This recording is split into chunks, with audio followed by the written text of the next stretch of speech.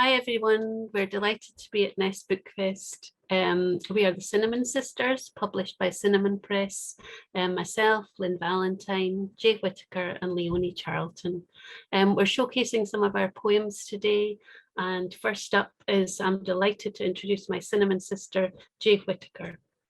Jay prioritised writing poetry in her mid-40s after her civil partner died and she started cancer treatment. Now an award-winning author of 2 full-length collections, Sweet Anaesthetist and Wristwatch, which was Scottish Poetry Book of the Year 2018. She continues to write irreverent, unsentimental poems that demystify mortality, illness and loss with hope and often wry humour. Jay has lived and worked in Edinburgh since 1995, and Scotland is very much home, though she grew up much further south in Devon and Nottingham. Much of her writing is rooted in the landscapes she knows well: Edinburgh, East Lothian, and the Hebridean island of Iona. Jay is widely published. Credits include Poetry Review, The North, Butcher's Dog, and The Rialto. And 2 of her poems were included in the recent Blood Axe anthology, Staying Human. She enjoys performing her poems and has been well received by audiences at the Stanza International Poetry Festival and other poetry and spoken word events. Over to Jay to hear her poems. Thanks, Lynn. And thanks to the Nest Book Festival for having us. The fact that having an online reading as part of the festival is one of the few positives to rise from the pandemic. So I thought I'd begin with a poem I wrote in those uncertain days of lockdown 1. It's called In the First Days of Lockdown. At the edge of the tilled field, 2 hares draw an arc towards the riverbank, where long, luxurious tongues of wild garlic are coated with thick frost. I can't smell or taste a thing. I pledge myself to this field, to the spray of yellowhammers taking flight as I pass, burnishing the air overhead, to stout blades of wheat spiking up, not tall enough yet to ripple. When this ends, who knows how high the crops, what creatures run beneath. Speaking of creatures, the next poem contains rodents, so if you're phobic, you might want to block your ears for the next minute or so. Now, apparently during the lockdowns, rat infestations were much more common than before. I know this firsthand because rats moved into my car engine a couple of winters ago. Clearly, I had to write a poem. And the poem's called Clearly Something Was Up. Every time I drove, plink and ricochet, stones on metal, like popcorn in a lidded pan. I blamed the untarmacked track, recent resurfacing on the main road, until a warning light came on. Under the bonnet, rats had stashed birdseed in every crevice, nestled pebbles into crannies, built a cairn of stones on the engine. The shock of rat shit on the camshaft. Chewed wires betrayed them, building a haven of warmth and food in the heart of a machine I thought was mine. There are several poems in my current collection, Sweet Anaesthetist, which are about the things we often only register out of the corner of our eyes. Things like moths or forgotten jars of honey or scraps of rope found on a beach. And here I'm going to read you a poem about a small pile of broken electrical items which are destined for the tip. It's called A Song for the Small Electricals. Oh, broken Wi-Fi speaker, your champagne finish an irrelevance. Now you are silent, unrepaired. Oh, epilator, jabbing and pecking at my blotched legs, mechanical witness to my part in this decadence, take your place in the ranks of small electricals, consigned to a skip in the recycling centre.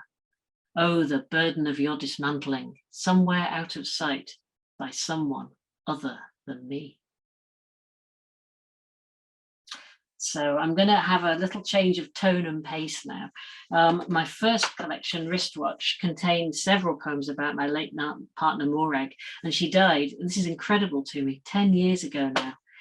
I was talking the other day to a friend about how her father was getting on after her mother died, and he's realised he has to live with the hole in his life, he said.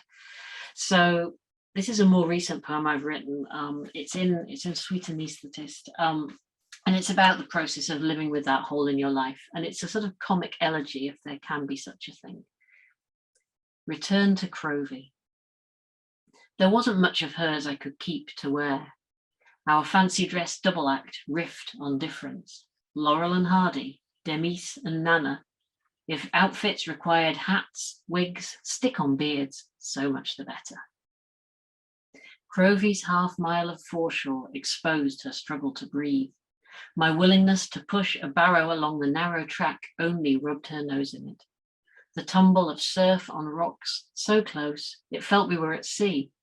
Though we didn't know it, we were. But oh, we sat to watch such sunsets. Years after her death, dawn aflame, I open a drawer of wool socks that she bought but never wore. Still springy from lack of use, they cushion my day to the extent I forget I wear them. I'm just going to read one poem from Wristwatch today. It's called The Hum. The Hum. Sometimes at night the city sighs and creaks, seeps through my open window. Did I leave a radio on in another room? An orchestra plays diminuendo, but it's only the wind conducting the city. Wind plucks chain link, tires sweep and roll the ring road. Beyond the flap of plastic sheets, a train's glancing horn chime, the shy creak of roof cooling. Listen, as the city wheezes, exhaling through its teeth, the pause where it stops, breathing, when all I hear is heart thudding as I wait. That poem was written in response to a lot of insomnia I had post-bereavement and during my own cancer treatment. And it struck me that actually lockdown had a lot in common with aspects of cancer treatment. You're sort of isolating for fear of picking up a bug. You've got a lot of enforced sitting around and downtime. And so I thought I would read a poem that I wrote for the Nine Pens anthology in aid of Macmillan Charity, the cancer support charity. And it's their anthology is called Hair Raising. And it's a poem about going to visit my elderly aunt in her Edinburgh nursing home at a time when all my hair had fallen out during chemo. We were all agreed we shouldn't tell my aunt. Her dementia too advanced. She wouldn't recall the reason for her fear and dread. She would fret. Week in, week out, I wigged up in the care home car park, the one place I did. It was summer. My scalp itched under polyester mesh, sweat trickled down the nape of my neck. Such relief after each visit to tear it off, fling it onto the passenger seat, leave it lying, ready for next time, a fancy guinea pig waiting for a drive. In my aunt's stuffy room, we would chat, though never of my cancer or chemo. Once, her manicured nail hovered over a brave, shaven-headed celeb in hello.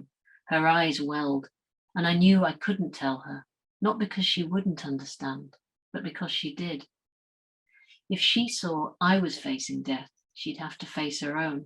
And if I saw her reaction, I might have to face my feelings.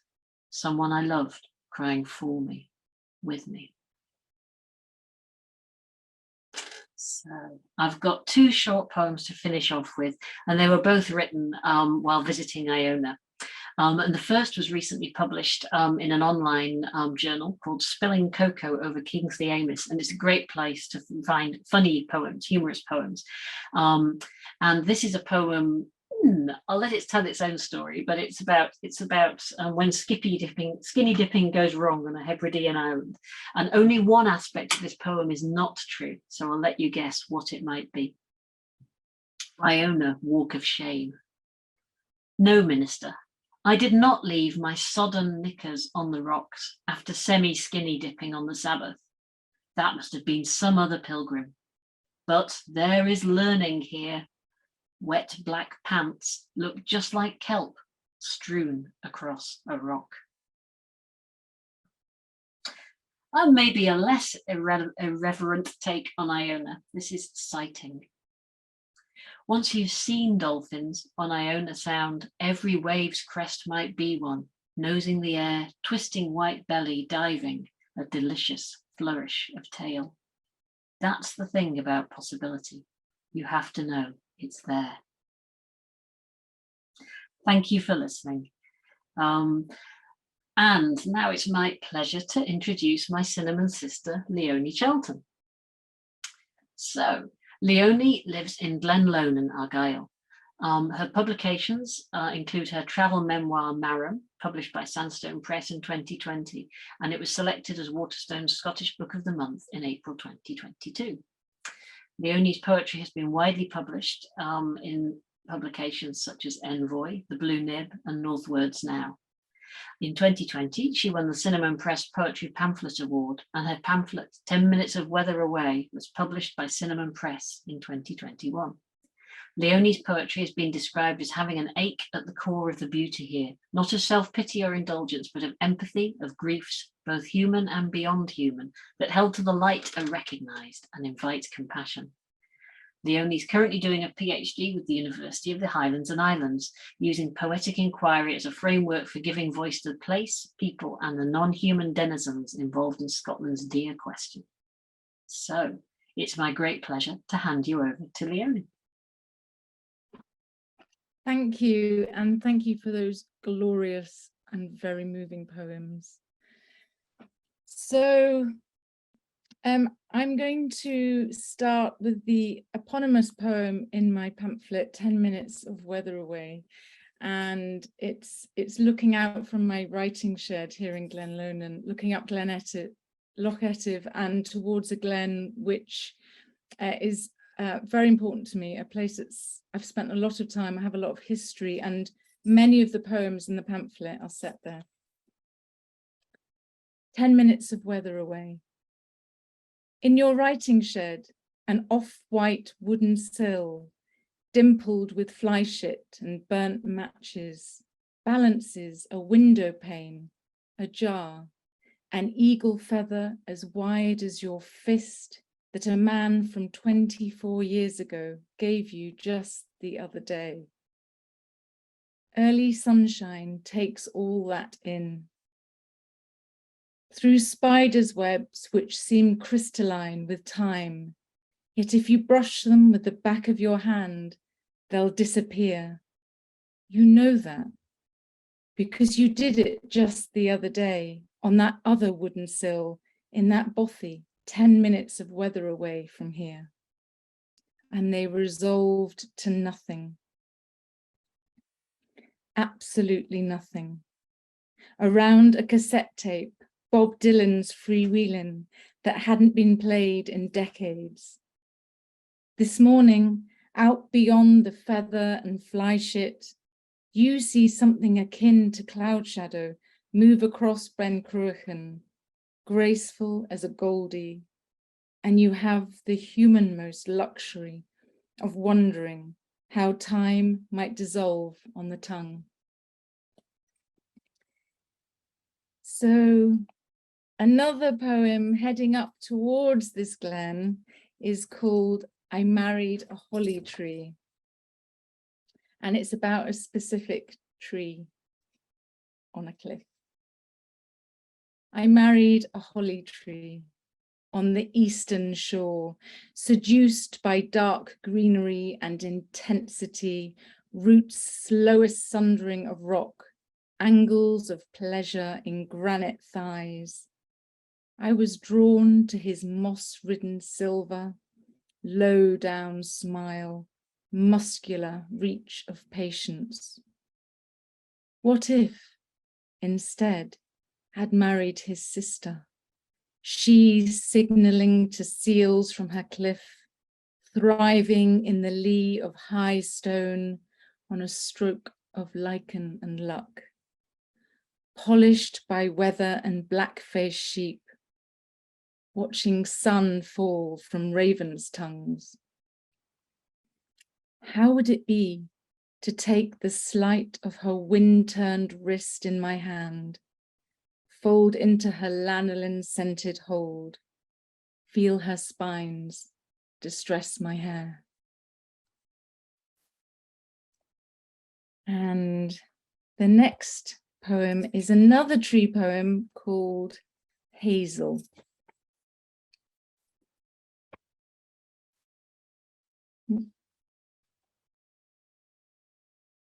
Hazel, in this toehold of hill, rock spilt water croons to oak, craze of rose.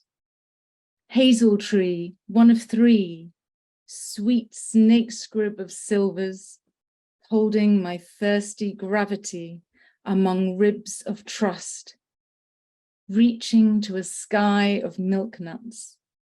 Here, everything inclines upwards. Even the falling water is broken by the light. And the next poem is called Bike, and it's in the colloquial sense of promiscuous rather than the transport with two wheels. Bike. Darling, don't be a bike. Mum said to me on the phone a long time ago. I was going on a date with a good man, but that's by the by. 6 syllables spilling over me as I walk up river, against rain, trace a white-throated dipper drowning itself in torrents of wind. Wet rock raises lichen into fierce relief. Mum's colours, peacock, russet, gold, oxidized blood. She's been dead a decade. The river is coming on strong. I hunker down by the pool they call the pot, where sea trout leap in summer. Sheer silhouettes of muscle and drive. Today my eyes are lost in white miasma. Veils of rock-spun water hiding the secrets between that could sink you to sick, turn you pure snowmelt green. To be water flung, spittle and spit and spawn, to be fallen. What had mattered was the sting in the darling. And on the themes of body is the next poem called To My Body. A gathering of earthy deposits, I would sit here among your many riverstone selves, watching your personal shift of cartilage on granite, on moss.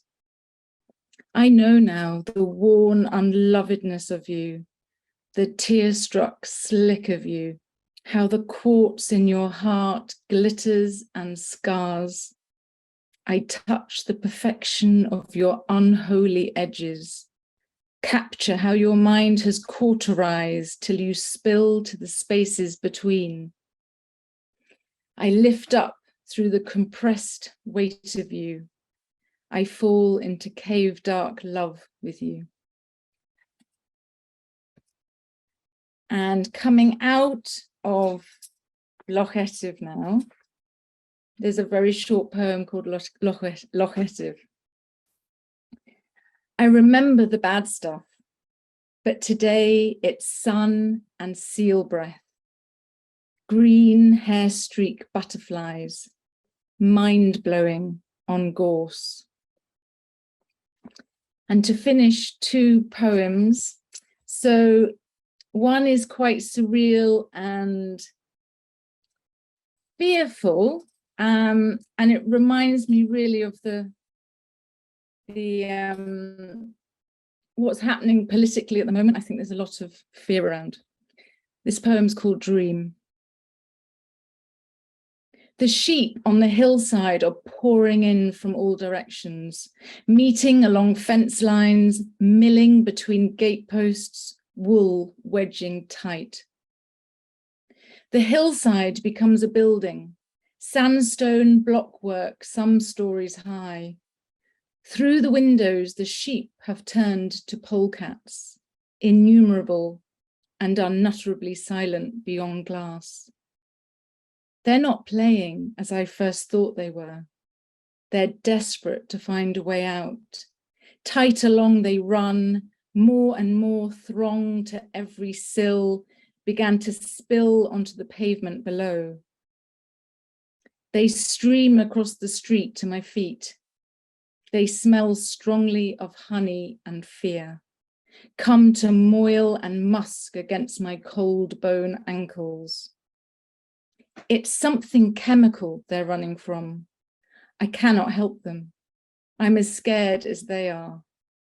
I don't even have the scent of honey to redeem me. And lastly, there are a few poems in this pamphlet written in Tiree and Iona, and this last one is Tiree, and it's called Lapwing Central, and it's the first poem I ever had published.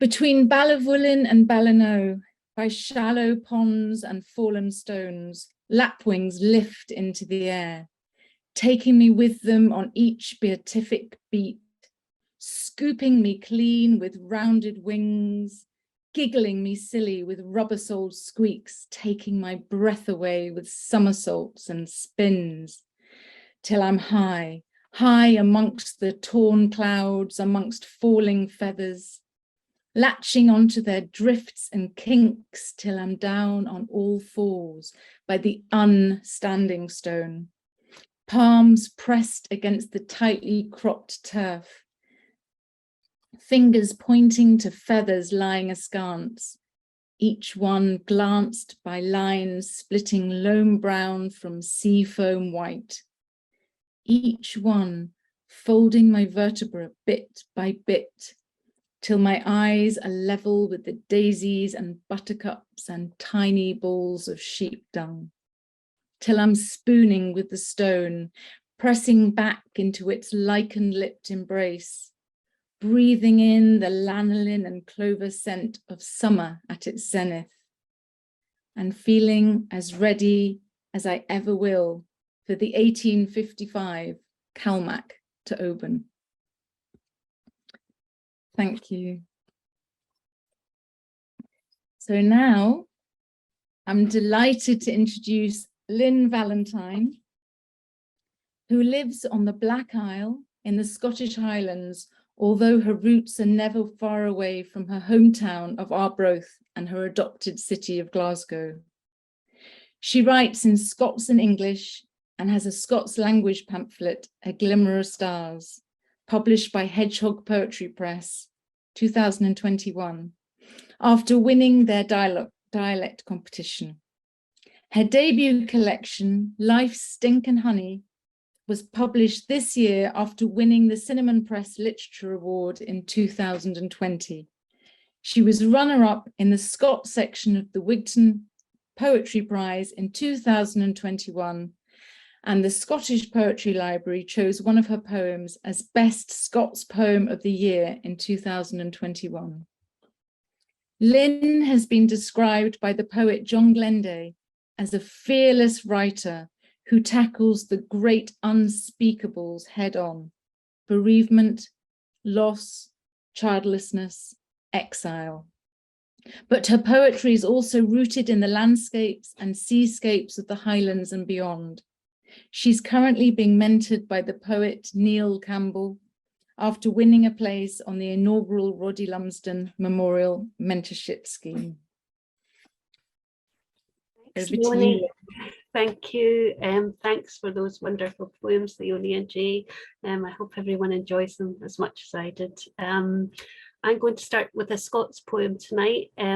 Like Jay, I did a bit of writing during lockdown, and I was so homesick for my family in Arbroath and my Arbroath hometown. So this one is all about that, and it's called The Lido Hymn. I hae carried this hansel without kenning, this thrapple that thra's out the arse. For years I thought they smoor it down as teachers would. I was the corrections, the head instead of heed, the dead instead of deed. My feather gied it to me, my granny too. Ah, those who drag it on to land at my hometown. Fish who grew hardies and settled there. I unpack the bag, it sings songs of hame and family, and and all the sea. The reek of smokies that still makes my veggie mouth slabber. the lang cauld wind wheeking in frae the flares, the reed o' the cliffs bricht at ony time of year. I will tak this handsel and pass it on, screeve my words, sing my songs. That poem mentioned my dad, who does speak Scots in it, and this is a little poem about him. He did all sorts of terrible jobs when we were growing up to keep us clothed and fed, and so this one's for him, and it's called The Cleaners. Some unknown people dust the world, mop round after tragedies, offer a clear river, a green park, somewhere fresh to sit and think. My dad, a councilman, minimum wage, clearing roadside drains, other people's silt and shit. I knew the name of Weil's disease when I was small, would worry on it, survey dad for a sweaty brow and unlikely cough. Some days he'd come back pale, the man after the accident, the man after the ambulance, the man after the police had gone, the man who would damp down blood, throw down sand, lift gristle up in both his hands. Moving on from my dad to my much missed mum now. She was a huge fan of the film Dr. Zhivago. So this is a little bit about that and a little bit about the situation that the world's in now with food banks and so on. So it's called Winter Night. This year, we are selling books to buy bread. What can I part with? The sign scribbled Ginsberg, the frailty of an old family Bible, perhaps my mother's copy of Dr. Zhivago. I misremember there's space on the shelf. She may have only watched a film. This miracle, witnessing her sit for hours, transfixed at the tale of Sharif and Christie, while dinner slumped, forgotten, unnoticed. Unnoticed dinners are rare now. We choose to go hungry, take a third cup of weak tea while children eat. Mothers stand in the church shop, food vouchers scrunched down in purses, those purses blood red, blush red with shame. What to buy? Pasta, milk, tins, a sweetie hidden for the middle one's birthday next week. Parents so grateful to the man behind the counter. He is my father, who once had a wife who loved Dr. Zhivago.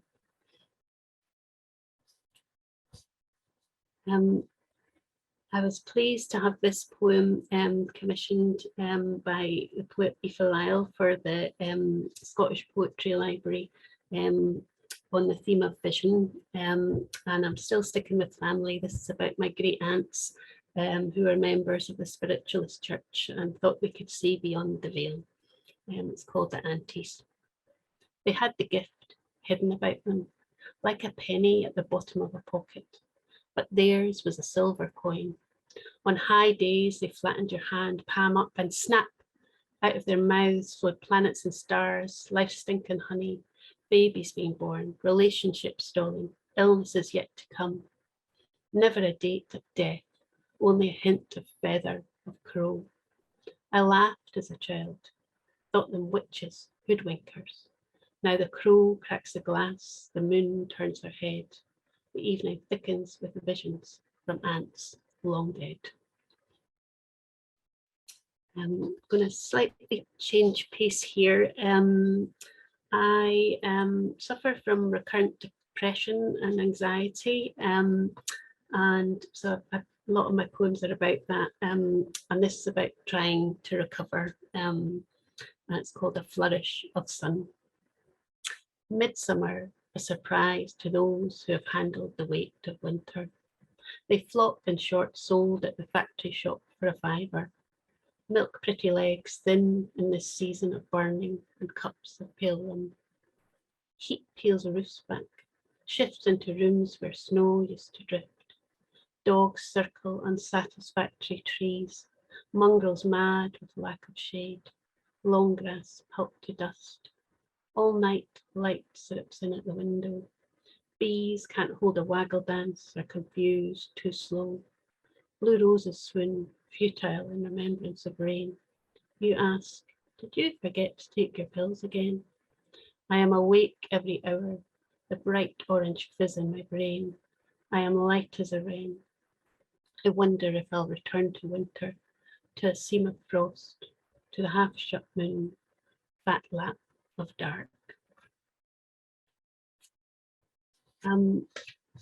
My sister Diane also suffers from a poor mental health, and so this is a poem about when we were younger and a bit about when we were older, and it's called The Night Watchman. I worked night shift as a child, guided my sister back to bed. I slept lightly, always on the job, scared to sleep in case I missed her toy aisle's floor thump, the soft sigh of springs as Diane raised herself like Lazarus, rolled forward into the night, feet feathering the floor. I watched her blank stare fix upon the midnight window. My whisper sliced the air. Diane, come back to me. Some nights she'd head for the stairs, night dress trailing like angels' wings. I'd guide her from her flight, lead her past the sharp contours of the cabinet perched in the hall, corners primed to catch a too fast child, or those that did not care if cut. Diane, come back to your bed. As an adult, I slept soundly, work over, sister in another town. Too far away when others saved her, with a blue light splash in the black. There will be future nights when she turns to the dark, when sleepwalking will seem like a good idea. I will my thoughts southwards, tack my heart to her door. Night shift begins again. Sister, I'm here. This is a happier poem you might be pleased to hear. It's after, I've had the cheek to do an after poem after T.S. Eliot, and it's called The Magic Lantern. It's about my husband, Callum. Let us stay now, you and I, in the wise light of Leicester Square tube station. Let's preserve our first kiss among crowds, nose-wrinkling smells, the hiss of London fading, a blur of colours whirling. I remember red the best, the shine of love being birthed in the most ordinary of places. You boarded north, I boarded west, all the way to Hammersmith. I lingered on that question of a kiss. Would you be my one steady love? Would others come and go? I take tea with flatmates, wither with indecision, a phone call's hope clogging up my thoughts. Do I dare contact you first? 30 years disappear. I kiss you in the kitchen. Think of Leicester Square. I'm going to read another Scots poem. This is one about being childless, not by choice. It's a short poem called The Lost Bairn. There are minutes my dochter will walk me in the night wi' her girnin, a lout round the room and round again, girnin for the mother wha couldna let her see licht, couldna let her be born. Is this a tod then, a vixen circling the yard, a red kite blown off course into darkness? I pit my fist in my mou to stop my shrieking. I willna bleat like a sheepie for a lamb, willna own my voice for air that's our shout, for blank scenes and a snap. I'm just going to finish up with one that's about my secret ambition. Well, maybe not so secret now, I've written a poem about it. My secret ambition to be a hermit when I'm older. It's called All That Is Needed. When I am alone, I will turn eastwards to live in a brown house at the edge of the sea. I will inherit storm-cracked apple trees and the wild goats that crop their meals close to the shore where the green boat sleeps. I will eat cheese as fast as the cheeks of the moon and pare the good red apples as thin as fingernails, with no one to complain. I will drink sour wine saved from a communion years ago and wash it down with water drawn from somewhere secret. I will not cook, and no one will ask me to. I will buy bread from the grocer's van once a week, along with tins that open easily. I will leave the fish alone, unbothered by a hook, and if someone visits accidentally, I will ask that intruder to go. I will watch my face grow pursed and thin in the mirror of the stream, while my hair grows thick as brambles. I will turn pebbles to find precious little. I will stuff my mouth with sun when it's hot, and on cold mornings I will ask the tide for answers. Thank you. That's all the poetry done.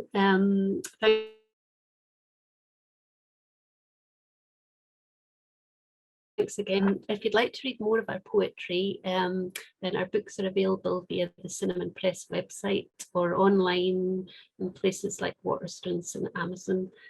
So thanks for taking the time to listen. Thanks, Jay. Thanks, Leonie, for joining. And yeah, we hope you enjoyed it. Bye.